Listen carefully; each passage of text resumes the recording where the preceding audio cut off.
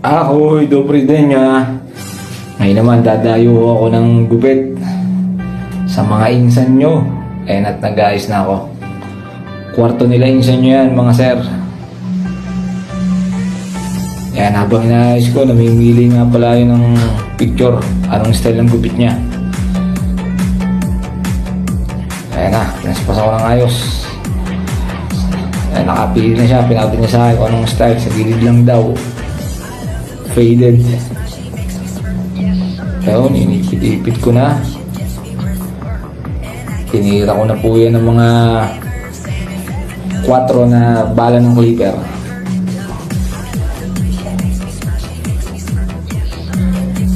Yan, humagod si Utoy. Naluluko rin naman eh. Pati ibang lahi. Oh, paspas.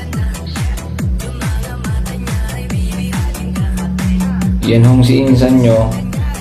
Galing pa hong ibang lugar yan. Dumayo ng gupit dito sa amin.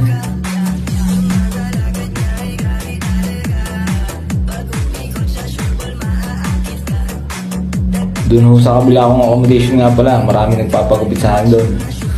Iba-ibang lahi. Mga Georgian, Serbian, Kyrgyzstan, Ukrainian. Naluluko rin naman ho eh.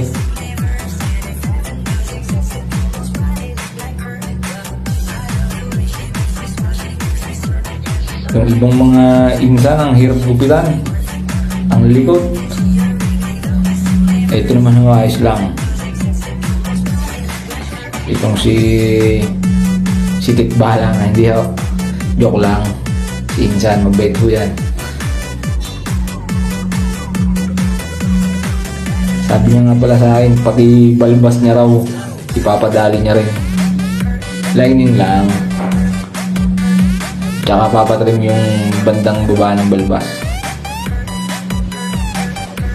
Aba, binigyan nga pala ako ng tsokolate na nung matabang si insan na yun. Problema lang ako sa mga to. Napakabango ho. Oh. Yan, sinisipan ko yung kanyang balbas. Kasama na ho sa bahay dyan, walang additional.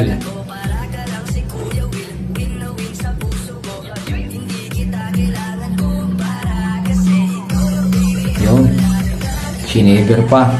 Para yung buhok nga pala nito,